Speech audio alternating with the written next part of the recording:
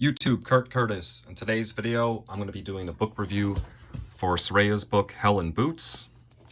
I'm continuing my journey of reading all the newish wrestling books. I know this one's been out for a little while now. This is the hardcover. Without the dust jacket on, this is what it looks like. Nothing too crazy. It is, let's see, 258 pages. As with most wrestling books, there are some color photos in the middle. So let's talk about this. I know a lot of people are going to be wondering right off the bat, does she end up talking about her tapes that got leaked? And yes, she does. It's actually right in the beginning, not the foreword, but the prologue.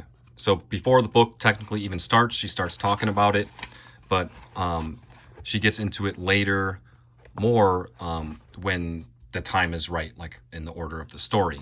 So we will look at the table of contents. We basically got three parts. So the first part is basically about her childhood. Her parents owned a small wrestling company and also owned a bar. So a lot of her childhood, she's just like in that environment, like even working at her parents' bar when she should be in high school and that type of thing. There's a lot of stories for that. She actually said that she wasn't even really interested in wrestling at first, but it was just part of what their family did. And then there was a show that they were running that one of the women's wrestlers couldn't make it and they needed a fill-in. So they asked her to fill in, and, you know, she knew how to do moves and stuff because they would practice with her brother and stuff like that. So then once she filled in and saw how it was to actually wrestle live in front of a crowd and all that, I guess then from then on she wanted to do it. So, my issue with a lot of the stories about her childhood and stuff like that, well, there's a few things. First off, right off the bat, like really early in the book, she goes and talks about how her and her brother were sexually abused as kids. And in the chapter that she goes over that, for whatever reason, she goes into great detail about that situation. It was kind of awkward, hard to read a little bit, but I guess I understand why she included it, because her and her brother never said anything about it when really they should have. So I think including that in the book would kind of help people, that if someone else went through that, they should speak up about it and stuff like that. But it's like really close to the beginning of the book and kind of throws you off. An issue I had for the beginning too is a lot of the stories were just about fights and just getting into fights, bar fights, her family, her brothers. She has a big family. Just a lot of the stories were similar. It's like, I don't know. It was just too many fight stories. I rather would have heard something else, but that's just me. Obviously, when she does get into, getting into WWE and all that, and then part 3, at the end of the book, she does actually talk about AEW a little bit.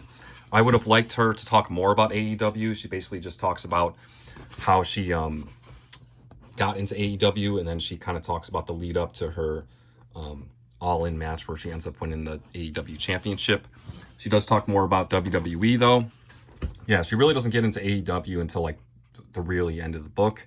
Kind of makes sense, though. That was just a small portion of her career. So I wasn't following wrestling when Paige was a thing. Obviously, I followed her AEW run, but as far as her WWE run, I wasn't following it. I wasn't following wrestling at the time. So I didn't know a lot about this, about her story. So if you did, maybe it's not a surprise, but for me, I didn't realize she was basically injured twice. The first time she was out for like, I think a year and a half or so. And then during that time, I also didn't know this, she had a massive drinking problem and drug problem. So she's injured from wrestling and then is drinking and doing drugs and all that kind of stuff. And when you're reading the book, you're like, man, she can't hit rock bottom any further. And then all of a sudden her tapes get released. And it's just like, oh my God. Like, the fact that she like came back from all that is pretty impressive. I'm glad she's on the right track now, even though it doesn't seem like she's going to be wrestling anytime soon.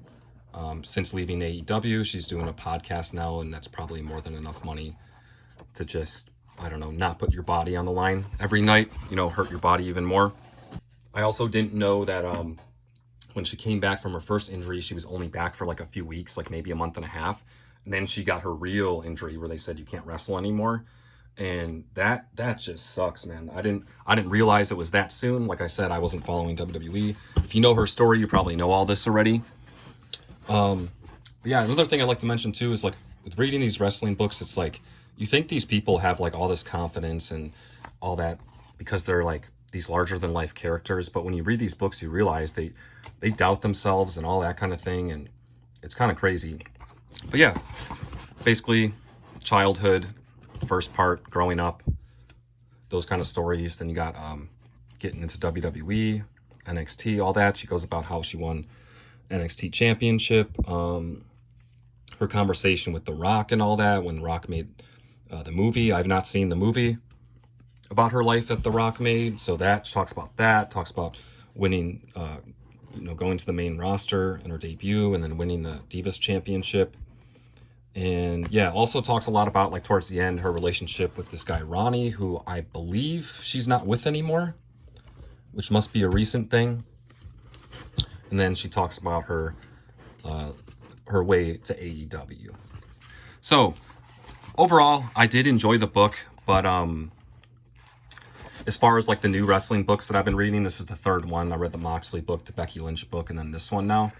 This one's my least favorite of the three, which is not saying much because it's only three, but I definitely enjoyed the Becky Lynch book a lot more than this. Not that this was bad, it's just, I don't know. I just rather would hear more wrestling stories in the beginning and stuff like that, not just about bar fights. But I get it. And if you're a Saraya fan / page, you probably have already read this. If you're not, but you like wrestling books, I'm not saying don't read this one, but this wouldn't be my first choice. There's definitely better ones than this, in my opinion. But it is definitely interesting to read. Her journey is crazy. At some points, I'm surprised she's even alive at this point.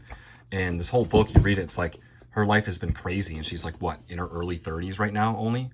Like, she still has her whole life ahead of her, and she's already gone through all this. So if you're interested in that journey, like, you'll definitely enjoy this book. But yeah, I enjoyed it. I always enjoy wrestling books. Like I said, as of the new recent ones, this one wasn't my favorite, but I still did enjoy it, and I do recommend it, especially if you like Saraya / page. But yeah, I'm enjoying reading all these new wrestling books that have come out. Recently, Karrion Kross's book just came out, Life is Fighting. This came out in the beginning of August, I believe, and as you can see, I've already started to read it, and this one is really good so far, and I'm only like a little bit in, so I'm really enjoying this one so far. So this will be my next review, and then I think after that, a Natalia book's coming out in a couple months, and then an AEW book in a few months as well. So that's the schedule for the new wrestling books. If you guys read this, let me know what you think. Appreciate you watching, as always. Until next time.